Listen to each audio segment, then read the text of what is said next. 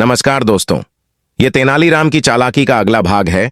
अगर आपने पिछला भाग नहीं देखा है तो उसे पहले देखिए। मैंने वीडियो का लिंक डिस्क्रिप्शन पे लगा दिया है। कुछ दिनों बाद राज्य में एक नई समस्या खड़ी हो गई। सूखा पड़ा था, खेत सूख रहे थे और अकाल पड़ने का डर था। जनता परेशान थी। दरबार में मंत्रियों के चेहरे चिंता से ग्रस्त थे। राजा कृष्णदेव राय ने तेनालीराम से पूछा, तेनालीराम, इस सूखे से कैसे निपटा जाए? राज्य की प्रजा परेशानी में है।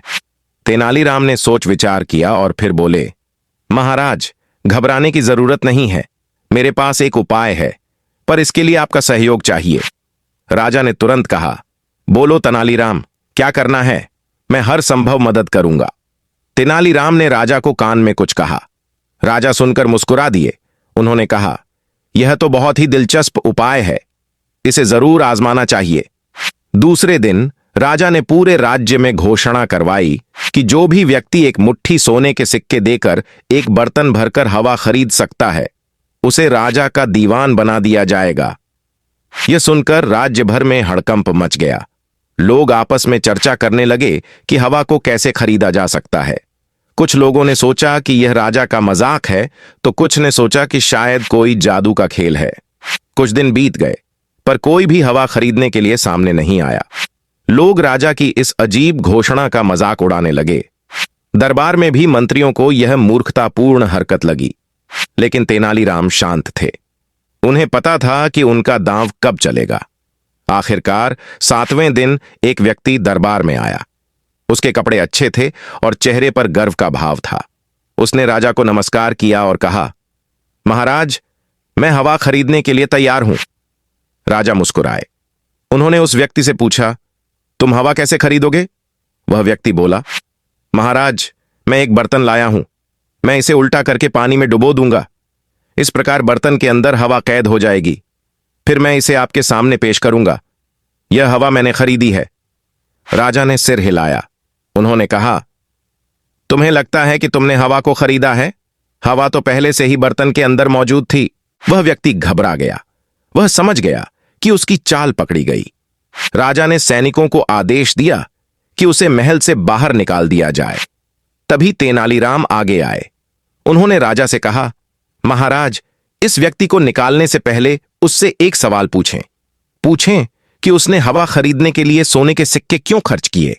राजा ने उस व्यक्ति से पूछा, तुमने हवा खरीदने के लिए सोने के सिक्के क्यों खर्च किए? वह व्यक्ति घबराहट में बोला, महाराज, मैंने सोचा कि शायद आप किसी जादूगर की तलाश में हैं। तेनालीराम ने मुस्कुराते हुए कहा, महाराज, यही तो असली समस्या है। लोग सूखे के डर से इतना परेशान हैं कि वे हवा जैसी साधारण चीज के लिए भी सोना देने को तैयार हैं। दरबार में सन्नाटा छा गया। राजा कृष्णदेव राय तेनालीराम की बात समझ गए। उन्होंने कहा, तेनालीराम, तुम बिल्कुल सही कह रहे हो। सूखे के डर ने लोगों को इतना डरा दिया है कि वे सोचने समझने की शक्ति खो बैठे हैं। तेनालीराम ने कहा, महाराज, घबराने की जरूरत नहीं है। सूखे से निपटने के लिए हमें लोगों का मनोबल बढ़ाने की जरूरत है। साथ ही पानी के संरक्षण के लिए ठोस कदम उठाने होंगे। राजा ने तेनालीराम की योजना को मंजूरी दे दी। सबसे पहले उन्होंने राज्य भर में यह घोषणा करवाई कि सूखे का कोई खतरा नहीं है। उन्होंने बताया कि राज्य के पास पर्याप्त भंडार है और लोगों को किसी भी तरह की कमी का सामना नहीं करना पड़ेगा। साथ ही उन्होंने राज्य के सभी कुओं और तालाबों की मरम्मत का आदेश दिया। उन्होंने लोगों को वर्षा जल संचय करने के लिए प्रोत्साहित किया और पानी की बर्बादी रोकने के लिए सख्त नियम लागू किए। तेनालीराम ने जनता के बीच जाकर उन्हें समझाया कि बारिश न होना एक प्राकृतिक घटना है, पर सूखे से निपटना हमारे हाथ में है। उन्होंने लोगों को मिलकर काम करने और पानी को बचाने के लिए प्रेरित किया। कुछ ही हफ्तों में राज्य में बदलाव आने लगा। लोगों का मनोबल बढ़ा। उन्होंने पानी बचाने के उपाय अपनाए और वर्षा जल संचय करना शुरू कर दिया। धीरे धीरे सूखे का डर कम होने लगा। थोड़े समय बाद मानसून आया और जमकर बारिश हुई।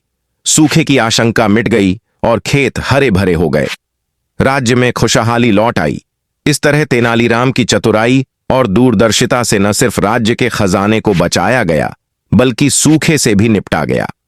राजा कृष्णदेव राय और राज्य की जनता तेनालीराम की बुद्धिमत्ता के कायल हो गए। उनकी कहानी पूरे राज्य में फैल गई और वह विजयनगर साम्राज्य के सबसे लोकप्रिय व्यक्ति बन गए।